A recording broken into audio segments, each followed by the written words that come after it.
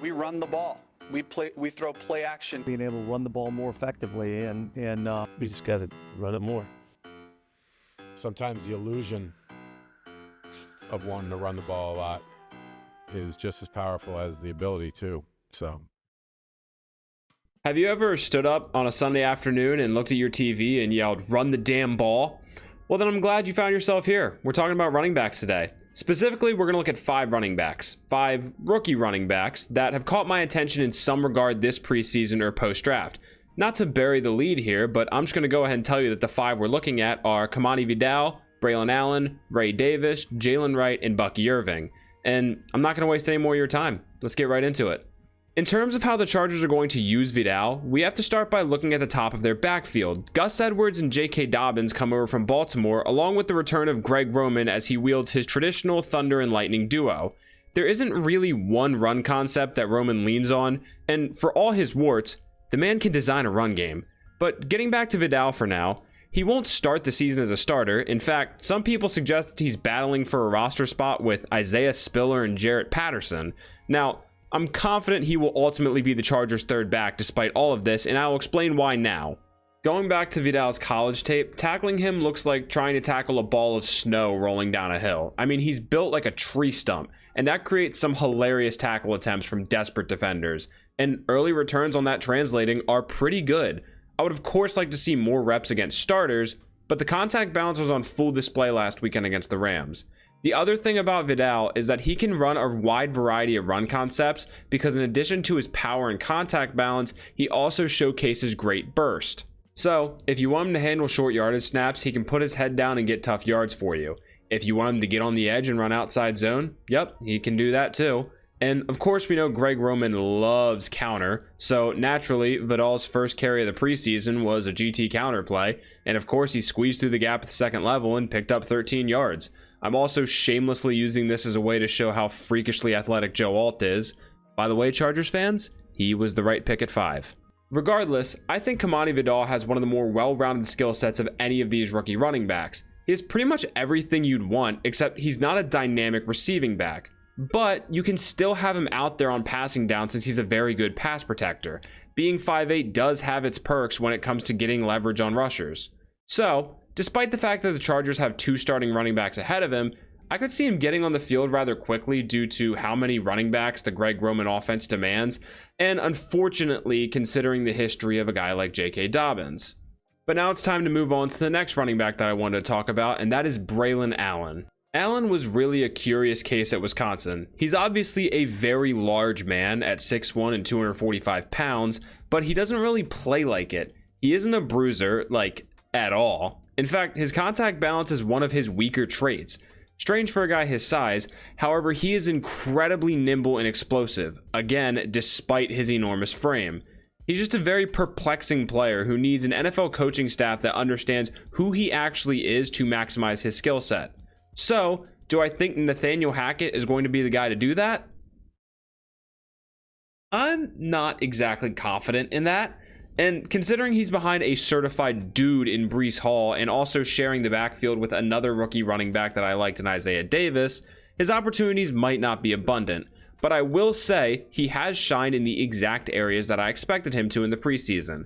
Out in space on these stretch plays, picking up explosive gains. I also mentioned how nimble he is. Well, watch him operate on split zone here. The cutback lane on inside zone is a great way to generate explosives if the entire second level of the defense flows with the offensive line and over pursues the way Washington does here. Specifically note number 57, Anthony Pittman out of position, completely abandoning the weak side C gap.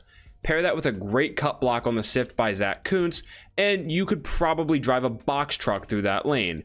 But it's still good on Allen to be able to identify when the defense is out of position and exploit that. And he also happens to have the explosiveness to plant his foot and go in a way that very few backs at all can do, let alone one pushing edge rusher weight. That being said, if you were hoping to see this paired with Allen finally using his size to his advantage and running through tackles, you're going to be disappointed.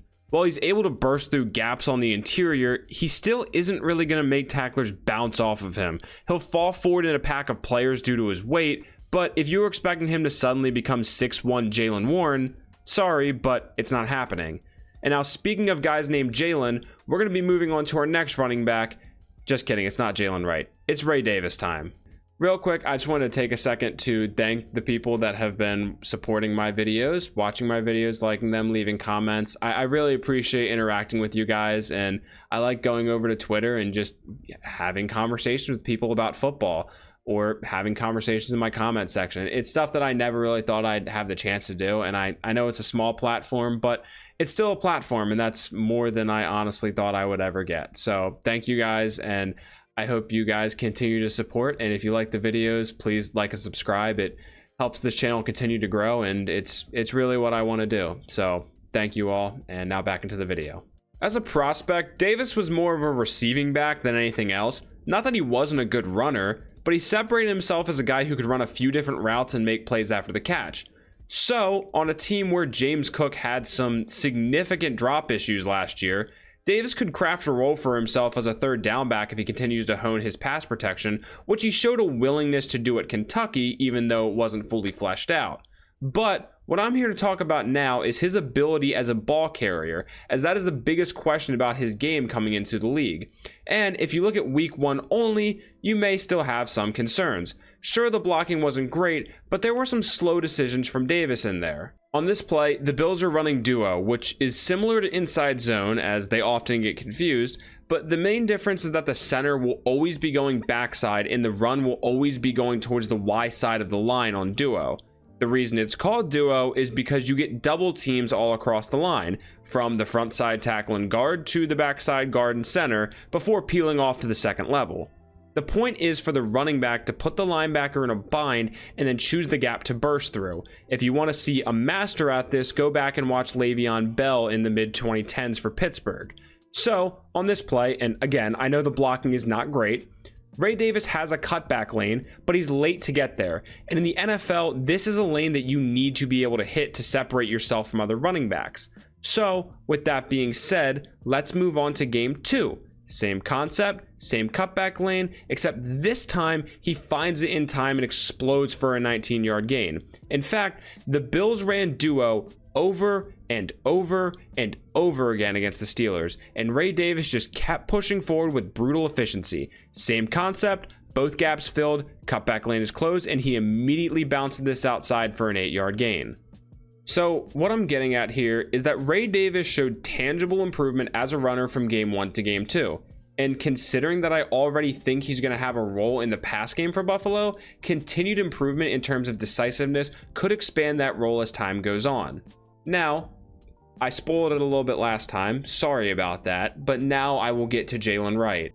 Like many things in Miami, Jaylen Wright can be defined by at least one major thing: speed. Since hiring Mike McDaniel, the Dolphins have doubled, tripled, and even quadrupled down on speed. Whether or not this philosophy is sustainable, well, we'll see, but at the very least, we don't have to do much guesswork to envision him in this offense.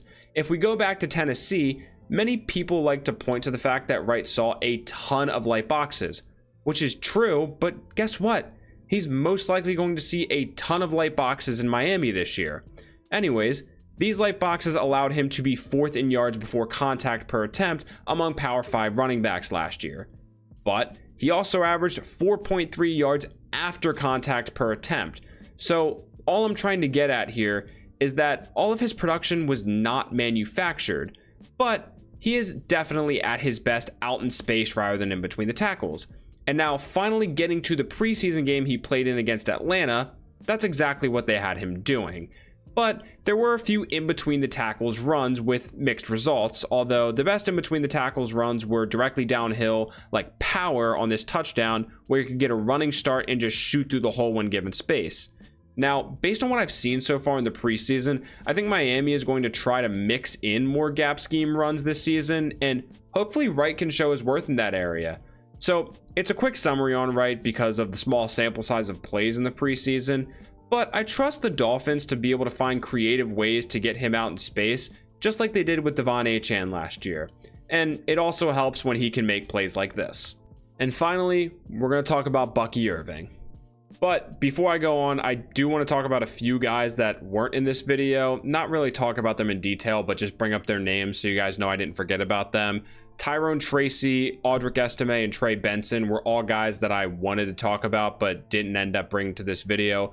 Also, he's not going to make the team, but Dewan Edwards from Georgia has been fantastic for the Steelers in the preseason. Just want to throw his name out there. Also, Dylan Johnson for the Panthers. He got cut, which I kind of can't believe.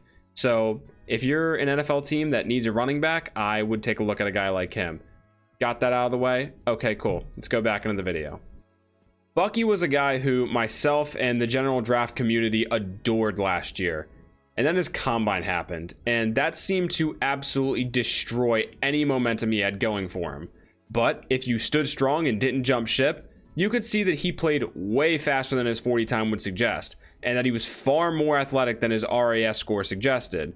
And sure, he's not the most physically imposing back you'll ever see, but he's a damn good back. His height, or lack thereof, is actually an advantage that allows him to play closer to the ground and fight through contact despite his lack of weight.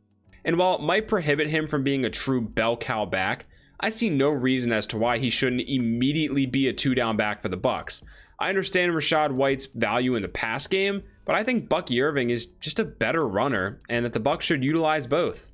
Let me show you what I'm talking about. I'm going to draw up duo once again here, but there's a little wrinkle that offensive coordinator Liam Cohen brings with him from his Rams days, where the Z or the F folds in behind the Y to take care of the Sam backer. Regardless, it plays out the same. And Bucky Irving needs to set up the second level defenders. So when he sees the corner overextend himself inside, he bounces this thing. And he does so with a vicious jump cut spanning multiple gaps. Goes to show that he truly does have burst, and you can see it again on this play where he hits the cutback lane on inside zone and punishes the contained player for not closing the gap between him and the backside tackle. He's so sudden with the ball in his hands, again, no matter what the testing scores say. Bucky Irving, forever. So that'll do it for this video. I want to say that I'm looking forward to the regular season, and one of the cooler things about being a smaller creator is that I get to interact with and know some of you who all watch my videos. So with that being said, if you guys want to see a video on a certain subject or a certain player, you can always leave suggestions in the comment section. And plenty of you already follow me on Twitter, and I'm extremely active on there, sometimes to a fault. So I'm always willing to listen on there, and now I'm out of things to say. Have a nice day, draft Bucky Irving, and until next time.